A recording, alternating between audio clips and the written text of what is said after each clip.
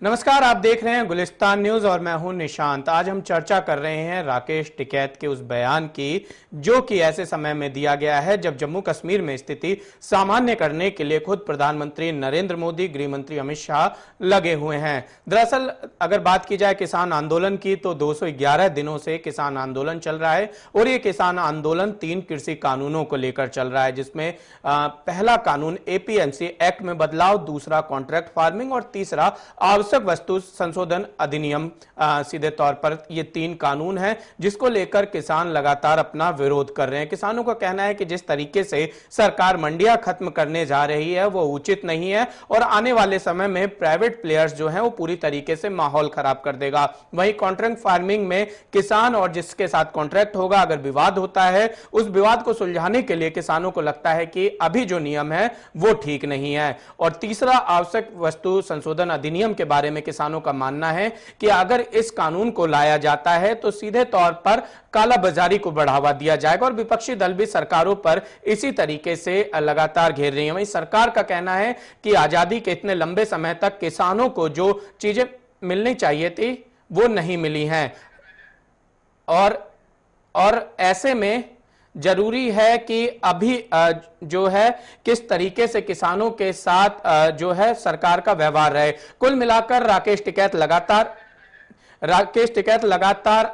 जो है किसानों के मुद्दे पर सरकार को घेरते हुए नजर आए हैं और अभी चूंकि आंदोलन को इतना लंबे समय हो गया है तो तमाम बॉर्डर्स पर किसानों की संख्या कम दिखने लगी है। लेकिन ऐसे में कल जब राकेश टिकैत ने यह बयान दिया कि किसानों को लेकर कि जम्मू कश्मीर के किसान आर्टिकल 370 के हटने से परेशान है, तब समझ में आया कि शायद अब किसान आंदोलन में भी सियासत ने भी जगह ले ली है। कुल मिलाकर हमारे साथ एक पैनल है जो इस पर चर्चा करेगा। हमारे साथ अगर बात की जाए तो अरविंद सिंह जी बीजेपी से हैं, सवित मलिक किसान नेता हैं और अरविंद विद्रोही वरिष्ठ पत्रकार हमारे साथ मौजूद हैं। सबसे पहले सवित मलिक साहब, आपसे मेरा सीधा सवाल है, तीनों कृषि कानूनों के विरोध में आप बैठे हैं, आप अपनी बात कह रहे हैं और लोकतंत्र में सभी को अपनी बात कहने का पूरा हक है, लेकिन ऐसे मुद्दों को क्यों छेड़ा जा रहा है जिनको लेकर आप समझ सकते हैं खुद प्रधानमंत्री से लेकर गृह मंत्री जम्मू कश्मीर में शांति बहाली की कोशिशें कर रहे हैं और इस तरीके से अगर राकेश टिकैत बयान देंगे तो आप समझ सकते हैं इसका असर क्या होगा?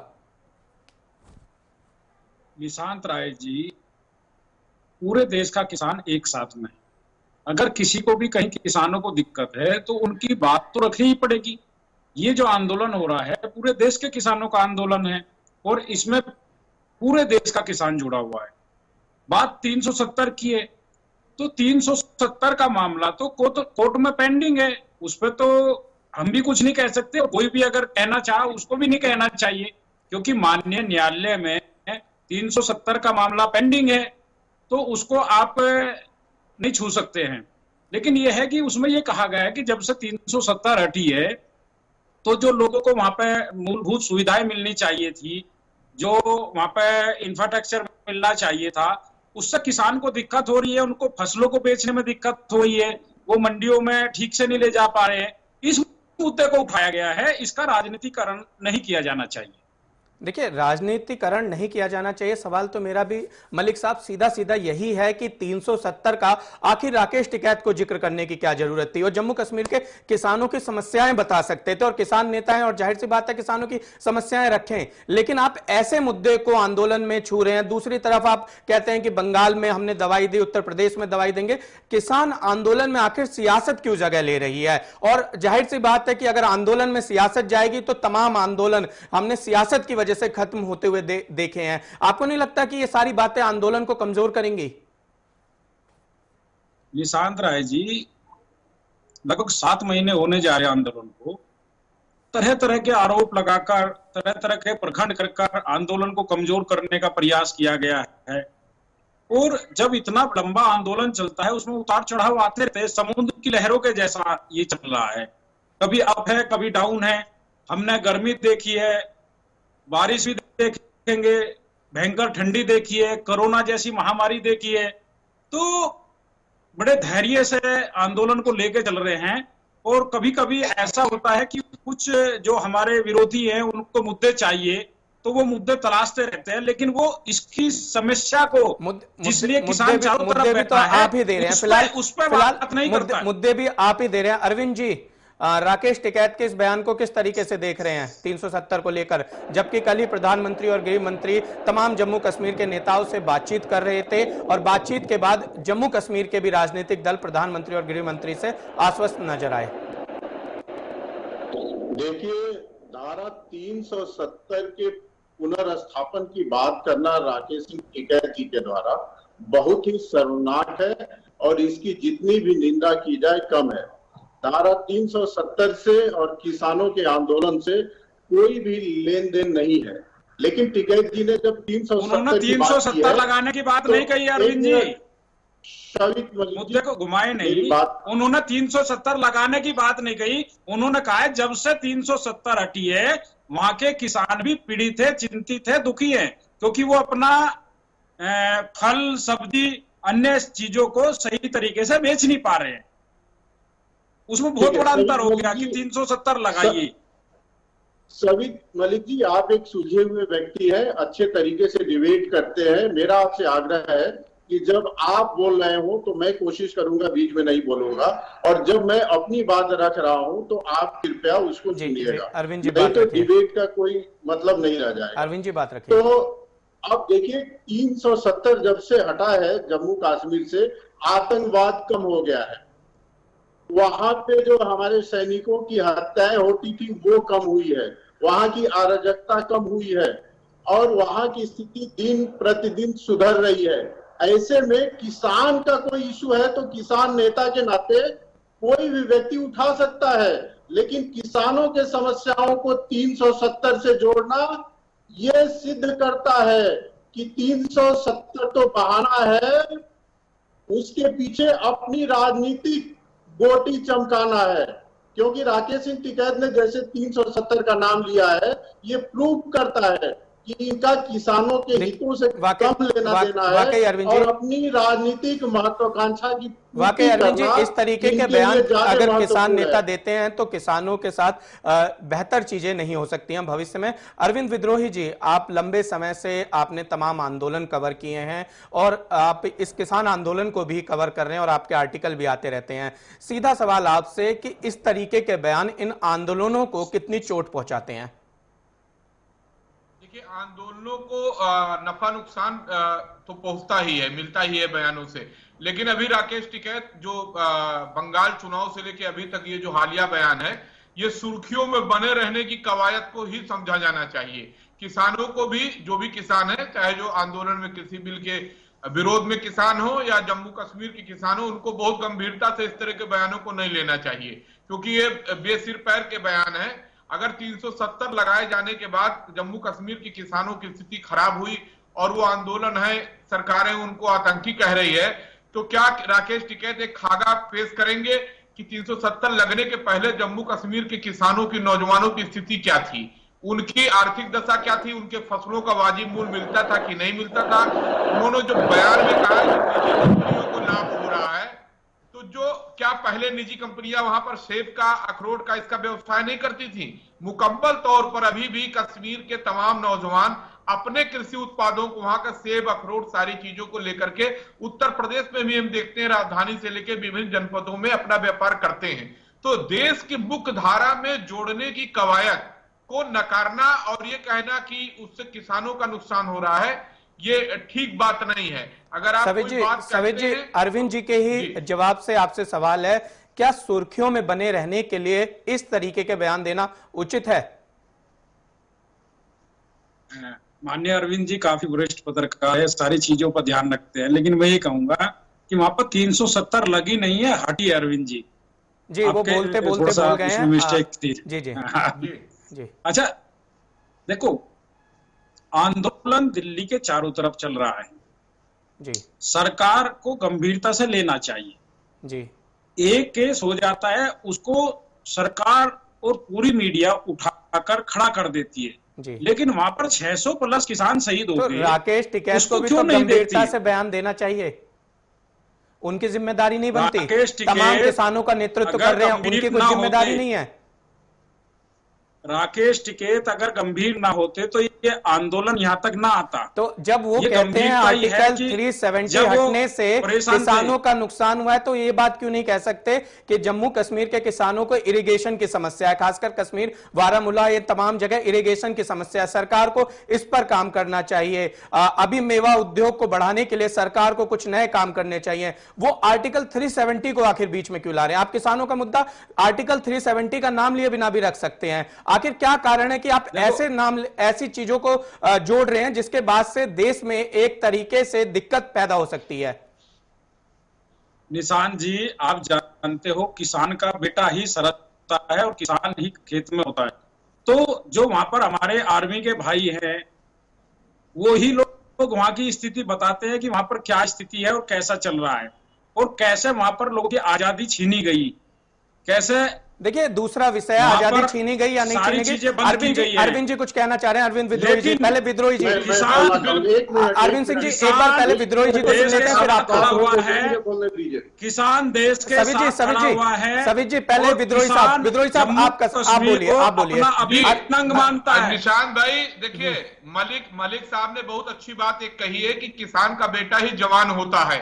तो 370 अभी हटने के पहले, 370 हटाई गई, उसके पहले किसान के बेटे जो फौज के जवान थे, हिंद के सिपाही थे, उन पर जो आतंकी पत्थरबाजी करते थे, वो पत्थरबाजी बंद हुई है। उसके बारे में 370 के हटने से किसानों के बेटे जो फौज के जवान हैं, उन पर पत्थरबाजी बंद हुई है। वो इतना शुभ काम हुआ, इस पर क्यों नहीं चर्चा होती है? और कृषि उद्योग जो है, कश्मीर का कृषि उद्योग कैसे बढ़ेगा, इस पर चर्चा होनी चाहिए। 370 हटना, पीओके वापस भारत में आना, ये दूसरी बातें हैं। बिल्कुल ये राजनीतिक विषय है। अरविंद सिंह जी, आप भी कुछ कह रहे थे, अपनी बात पूरी कीजिए, फिर सवित जी से जवाब लेंगे। अरविंद सिंह, आप बात पूरी कीजिए, फिर सवित जी हो गई है, जरा सुनिए भी, प्लीज जरा सुनिए भी। मेरा ये कहना है, सवित मलिक जी ने एक बात जो बताई है कि किसान के बच्चे ही फौज में है और फौज के लोग कहते हैं कि 370 हटने के नाते सेना को नुकसान हुआ है। ये सर्वनाक बयान है। हमने ये नहीं कहा, 370 आप गलत बोल रहे हो। का स्वागत हमने ये नहीं कहा, हमने कहा कि वहां पर कैसे लोगों की आजादी छीनी गई है। राकेश टिकैत ने जो देश विरोधी बयान दिया है उसका खंडन करते। किसान आंदोलन अलग विषय है और 370 अलग विषय है। सभी जी से इसका जवाब लेते हैं। सभी जी, बताऊं, राकेश सिंह टिकैत एक राजनीतिक प्राणी है, 2 बार चुनाव लड़ चुके हैं, जीते नहीं है, उनकी अपनी राजनीतिक महत्वाकांक्षा है। बिल्कुल अरविंद जी, अब जवाब ले लेते हैं। अरविंद जी जवाब ले लेते हैं।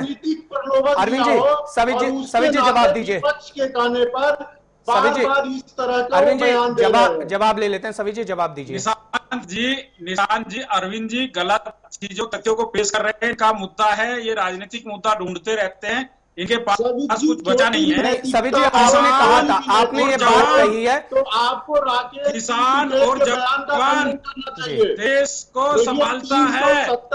देखिए, किसान देश को संभालता है, इसमें दो राय नहीं है। आप नहीं हो सकते हो, समझौता नहीं किया जा सकता है। आपको आगे कश्मीर भारत का अभिन्न है, किसान और जवान उसकी रक्षा करता है। एक करके अरविंद जी, सवित मलिक को, अरविंद जी, शेष भारत के राज्यों को अधिकार मिला। अरविंद जी, सवित जी को बोलने दीजिए। सवित जी बताइए, जल्दी से अपना जवाब पूरा कीजिए।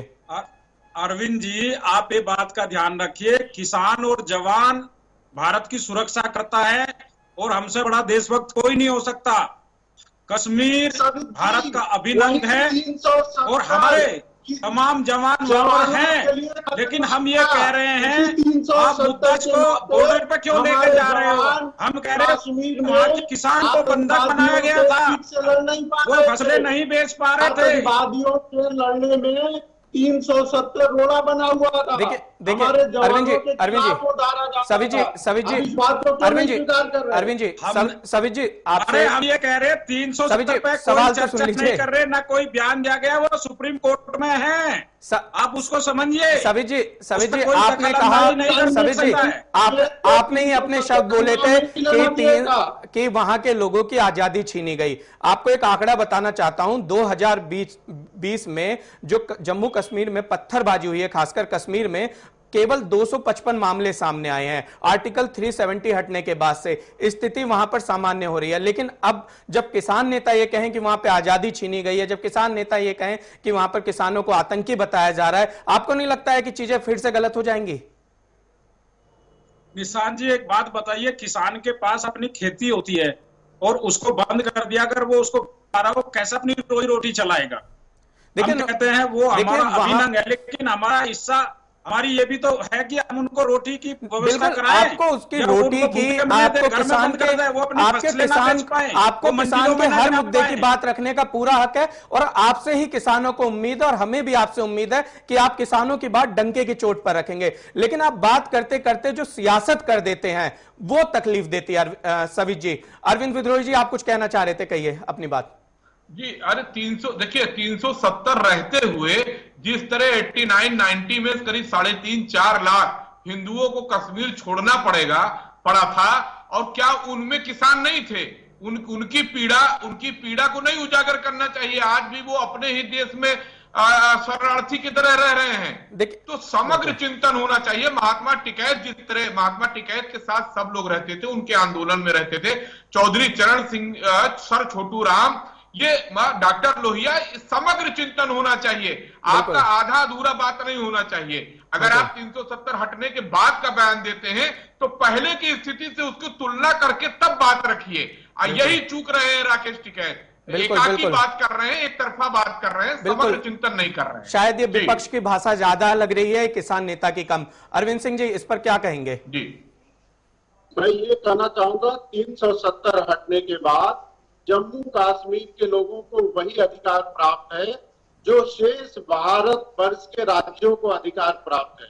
370 भारत और जम्मू कश्मीर। लेकिन अरविंद जी, सवाल तो आपसे भी है। अरविंद जी, सवाल ये, अरविंद जी, सवाल आपसे भी ये है कि 211 दिन हो गए दिल्ली के बॉर्डर्स पर किसान बैठे हैं। आखिर क्या कारण है कि केंद्र सरकार किसानों को समझा नहीं पा रही है? चलिए, राकेश टिकैत तो सियासत करते हैं, लेकिन बाकी किसानों को तो हम नहीं कह सकते कि वो सियासत कर रहे हैं। उनको, अगर आपकी तरफ से कुछ मिस इन्फॉर्मेशन उनके पास गई है, आखिर आप बातचीत की मेज पर किसानों को दोबारा क्यों नहीं लाते हैं? एक तो किसान धरने पर बैठे हैं, दूसरा दिल्ली और इसके आसपास के इलाकों की जनता को आने जाने में काफी तकलीफ हो रही है। आखिर आप इसको क्यों इग्नोर कर रहे हैं? आपकी सरकार क्यों इग्नोर कर रही है? देखिए निशांत जी, केंद्र सरकार डे 1 से किसानों से बात करना चाहती है और बात किया है। 1 दर्जन से ऊपर हमने किसानों के साथ बैठ के 1 to 1 बात किया है, लेकिन जानबूझकर कुछ शरारती तत्वों के द्वारा, जिनका किसान हितों से कोई लेना देना नहीं है और जिनको अपनी राजनीतिक रोटियां सेकनी है, हर बार इस वार्ता को डिरेल किया जाता है। सरकार ने खुले मन से कहा है कि तीनों कानूनों में किसी धारा उपधारा में कोई भी आपको संशय हो, असहमति हो, तो उस पर हम चर्चा करके संशोधन करने के लिए तैयार हैं। एक दूसरा, जो तीनों कानून केंद्र सरकार के लाए हुए हैं उस पर स्टे है, वो तो अभी लागू ही नहीं है। तो जब लागू ही नहीं है तो मैं पूछ रहा हूँ, दिल्ली के बॉर्डर पे धरना किस चीज का चल रहा है?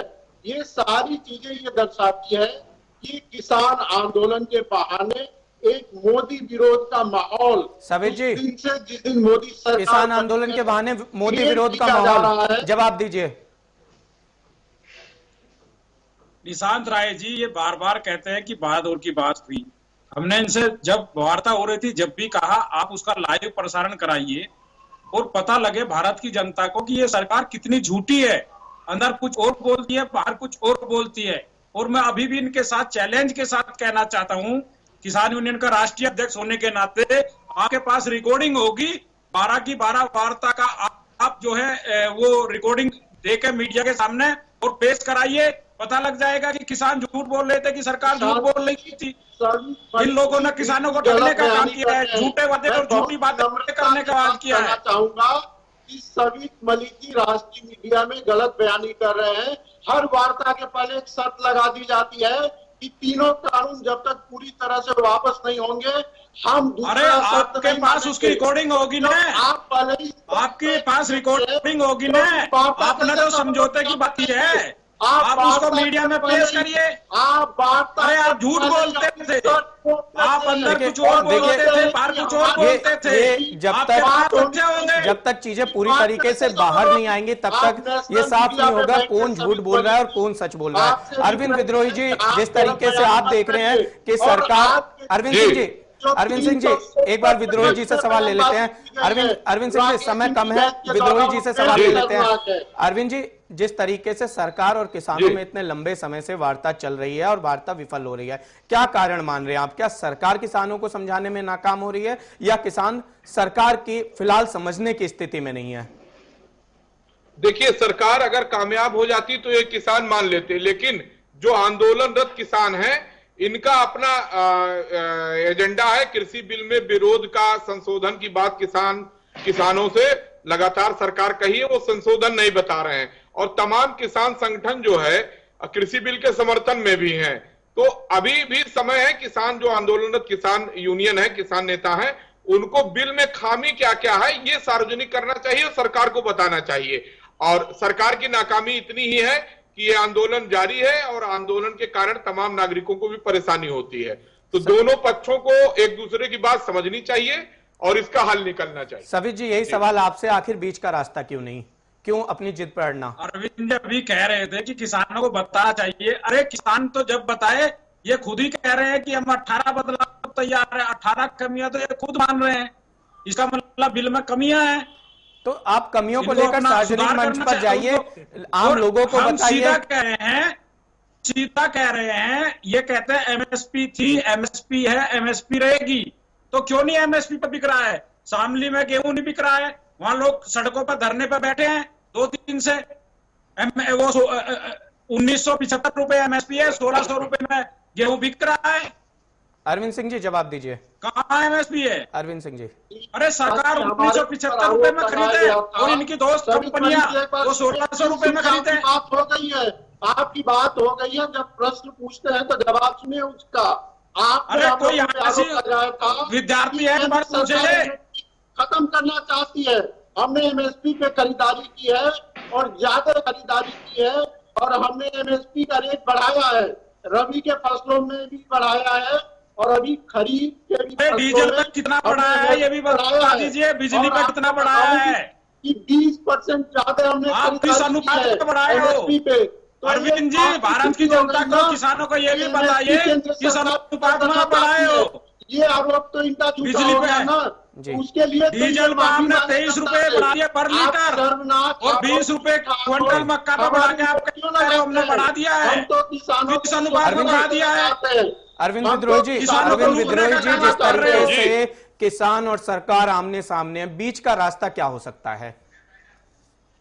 देखिए, बीच का रास्ता सिर्फ ये हो सकता है, ये होना है कि जो भी संशोधन सरकार की तरफ से आए हैं कि 18 हम संशोधन कर सकते हैं, उस संशोधन को कर दे और इन 18 के अलावा किसान यूनियन के नेताओं को जो भी कमी लगती है वो उसको सरकार को बता दे। नहीं तो ये जिद पर अड़े रहना कि पूरा किसान बिल ही वापस हो और सरकार उसको वापस लेगी नहीं, क्योंकि किसी बिल में तमाम ऐसी चीजें हैं जो किसानों के लिए फायदेमंद है। बिल्कुल, किसानों के बेटे जवान नहीं है, जाहिर तौर पर समय कम है, जाहिर तौर पर बीच का रास्ता निकालना बेहद अहम हो जाता है क्योंकि 211 दिन धरने पर हो गए हैं। हमारे साथ सवित मलिक जी थे, हमारे साथ अरविंद सिंह जी थे, अरविंद विद्रोही जी, आप तीनों का बहुत बहुत शुक्रिया इस डिबेट में जुड़ने के लिए। और अभी सरकार और किसानों को बातचीत की मेज पर आना चाहिए और राकेश टिकैत जैसे नेताओं को इन बयानों से बचना चाहिए जो कि देश की शांति में कुछ दिक्कतें उत्पन्न कर दे। कुल मिलाकर सरकार और किसान भविष्य में देखना होगा कि कब बातचीत की मेज पर बैठेंगे और कब यह धरना समाप्त होगा। इस खास पेशकश में इतना ही। देश और दुनिया की तमाम खबरों के लिए बने रहिए हमारे साथ।